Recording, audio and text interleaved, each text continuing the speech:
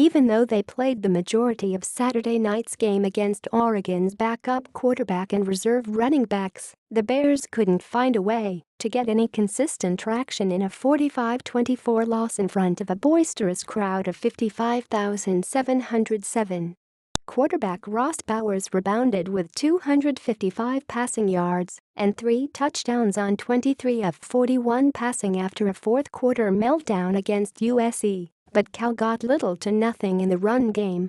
After being sacked 7 times and failing to break many solid runs, the Bears finished with 8 rushing yards on 29 carries, 0.3 yards per carry. Cal, 3-2 Pac-12, lost its 9th straight conference road game, a trend that's usually even more of a slap in Eugene. The Bears have lost 12 of their past 13 tries here, winning only once since 1987.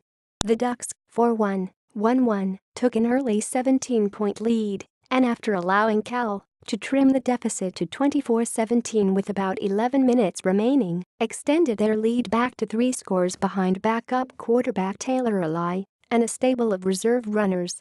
Starting quarterback Justin Herbert went 7-for-8 for 86 yards and a touchdown before being injured in the first quarter, and running back Royce Freeman, the school's all-time leading touchdown maker, ran for 51 first-quarter yards before getting hurt.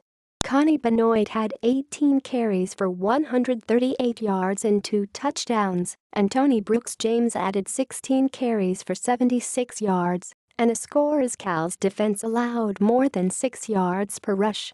Cal had no such luck playing without its 2 most dynamic offensive players, Trey Watson, who the school announced will miss the rest of the season, and Demetris Robertson, who posted on social media that he had surgery Saturday. Playing a Dylan Klumpf punt away from a field named for the family of Cal's new head coach, Justin Wilcox, the Bears couldn't make his homecoming a happy one and reached the midway point of a season-defining stretch with the first extended signs of adversity. After overcoming deficits to win its first 3 games, Cal imploded in the fourth quarter against USC last week and never really got into Saturday's game at Oregon. Ranked teams Washington and Washington State are the Bears' next 2 opponents and could easily push their losing skid to 4 games.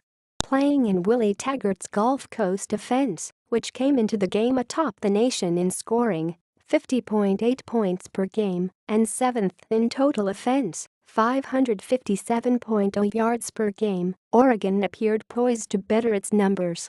The Ducks scored on each of their first 3 possessions, taking a 17-0 lead in the game's opening 13 minutes before their stars started heading to the trainer's room.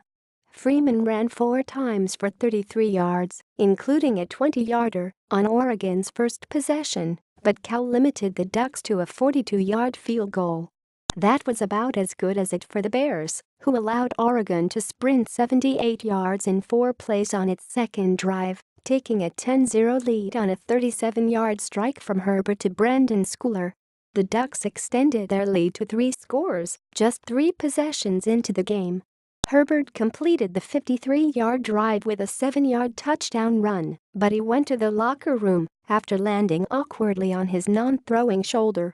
Taylor Eli took over for Herbert and then was replaced by Braxton Burmeister after his own fourth-quarter injury.